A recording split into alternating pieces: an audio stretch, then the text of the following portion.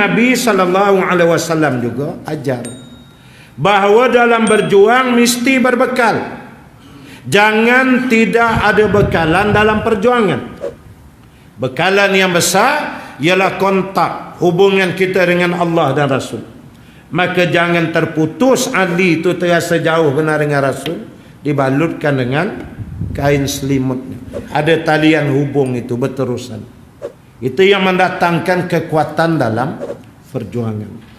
Kalau berjuang aja dengan semangat tanpa ada talian-talian dalam bentuk ghaibiyah begini, kita akan jadi lemah. Jadi selesai Sayyidina Ali, ditinggalkan dalam keadaan yang cukup bekalan keberaniannya. Kemudian Rasulullah sallallahu alaihi wasallam keluar dan memecah barisan mereka. Baginda sallallahu alaihi wasallam mengambil tanah dan pasir yang ada di situ dan menaburkannya di atas kepala mereka. Allah Subhanahu wa taala telah menutup penglihatan mereka sehingga mereka tidak dapat melihat baginda sallallahu alaihi wasallam. Sambil melakukan begitu, Rasulullah sallallahu alaihi wasallam membaca ayat Al-Quranul Karim, wa ja'alna min baini aydihim sadda wa min khalfihim sadda fa aghshaynahum fahum la yubsirun.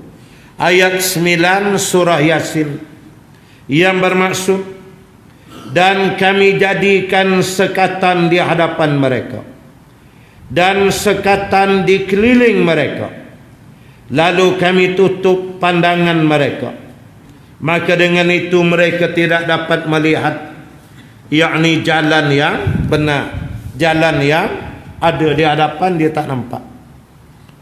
Arwah ayah cerita, tapi saya pun tidak dapat untuk melihat. Inilah benda tu katanya terjadi pada masa perang Jepun. Ya, jadi bila Jepun dah masuk sampai ke Perak, masa tu di Perak, arwah Tok Wan anak, ayah pada ayah anak, terpaksa bawa lebih kurang 30 orang untuk pergi, tak tahulah pergi menyerang markas Jepun ke apa benda ada lah. Tapi nak keluar tu payah kerana Jepun berselerak di mata tempat. Akhirnya arwah Tok Wan ambil keputusan, semua kata dia petik lalang satu. Ambil satu lalang rumput tu, kemudian letak dekat dah. Ini cerita arwah ayah. Arwah Tok Wan duduk depan, kata arwah ayah dia baca yang tu aja. Wa ja'alna min baini aydihim saddan wa min khalfihim sadda fa ghashaynahum fa hum la yubsirun. Tapi dia tambahnya syahatil wujuh 3 kali. Atau berjalan. Dia kata zikir aja subhanallah, jalan terus ikut aku, ikut. Memang Jepun bercempera lagi kerana Jepun hanya nampak air bergerak, dia menyeberang, dia tak nampak langsung orang yang menyeberang. Dan mereka selamat sampai ke destinasi. Nah, itu masa musim Jepun lah. Masa Jepun tak ada ni, buat tu jadi ke tidak, anak tak tahulah. Jangan cuba tak entu aram menyeberang Sungai Gombak pula.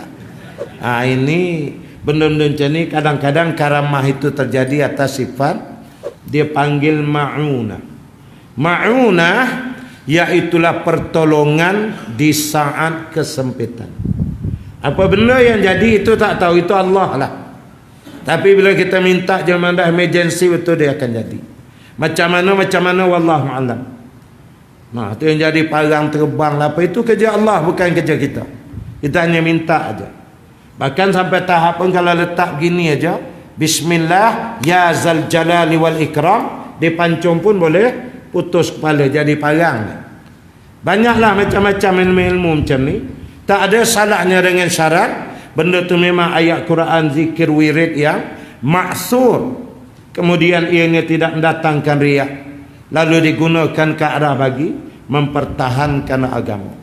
Ada yang kadang-kadang dah emergency, dia lurun daun kelapa aja, ambil pelepah kelapa tu potong-potong, lepas tu urut. Dia ramai-ramai jadi sebut bismillah, baling jadi lebah, habis diserang di Jepun tu. Jadi banyaklah. Ni malam ni bukan cerita ilmu batin yang salah faham. Orang Melayu kalau bab ni mau benar ni. Silat kan banyak beramal waja'alna ni nak gaib. Dan tak nak gaib nak gimana cakap kat nak? Saya tak usah baca-baca, saya nak gaib. Yalah, dah gaib tu nak ke mana? Dia jawab, tak ada ke mana. Tak kena jahat, dia asun dari setan, masuk rumah orang ngintai perempuan mandi tu. Dah gaib, entah tidak aja. Ya, di mana apa yang berlaku ni, Allah tuntunkan bahawa itulah katanya gambaran mukjizatnya Al-Quran itu. Penuh dengan kepelbagaian hal yang manusia tak tahu. Sangat-sangat haibat mukjizat Al-Quran ini. Ya. Tinggallah mereka yang mengepung itu, menanti-nanti tibanya saat yang ditentukan. Di saat semakin hampir waktu yang ditetapkan itu, ternyatalah kepada mereka kekecewaan dan kegagalan. Seorang lelaki yang tidak bersama mereka telah datang memberitahu. Sebelum itu dia memerhatikan mereka dari pintu rumahnya. Apa yang kamu nantikan? Mereka menjawab, Muhammad. Katanya, kecewa dan rugilah kamu. Demi Allah, Muhammad baru saja melintas di hadapan kamu dan menaburkan tanah di atas kepala kamu. Kemudian dia pergi menunaikan urusannya. Mereka menjawab, demi Allah kami tidak pun melihatnya. Lalu segeralah mereka membuang tanah dari atas kepala mereka. Dia masa Nabi baca waja'alna tu, Nabi genggam pasir, tiup dan serakkan gitu. Telah saya sebutkan bahawa dinyatakan oleh Abdullah bin Abbas radhiyallahu anhuma, sesiapa di kalangan mereka itu yang terkena atas kepalanya butiran pasir itu, semuanya mati terbunuh dalam peperangan Badar. Itu Allah Ta'ala meletakkan kehaibatan atas Nabi, dan itu sebagai suatu tanda penghinaan ke atas mereka. Benda apa yang kamu buat, kepung aku beria sangat.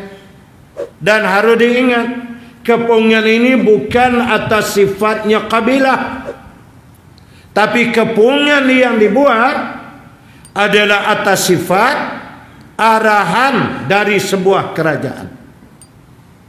Ini keputusan kerajaan, hasil mesyuarat di balai tempat mereka berhimpun itu, Darun Nadwah itu. Jadi mesyuarat itu mesyuarat rasmi kerajaan. Tentunya dalam mesyuarat itu ada Kementerian Dalam Negeri.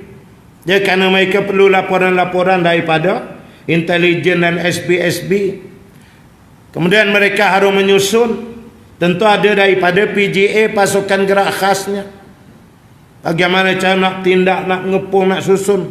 Ini bukan coincident matter. Tiba-tiba pergi terabur je keliling, tak mahu dia. Lepas tu daripada setiap kabilah berapa orang, tu nak diatur. Kena ada contact man, siapa dia PIC, person in charge, yang nak pergi jumpa ketua-ketua kabilah. Lepas tu setiap kabilah kata 2 orang. 2 orang ni mesti yang the best among the best. Semua jenis dah ada 4 segi jalan tegak punya. Dia kena pilih pula, ambil lah masa 2-3 hari. Lepas tu kena bincang, kena ada masuk bajet. Kementerian Keuangan Mekah mesti kena keluar bajet pula. Berapa upah nak dibayar.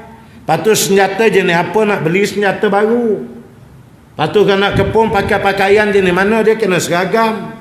Kasut mesti kena jenis elok, main selipar-selipar, tergelincir putus capalkan, terlepas Nabi. Tu semua tu didetailkan atas sifat kementerian-kementerian di bawah sebuah kerajaan.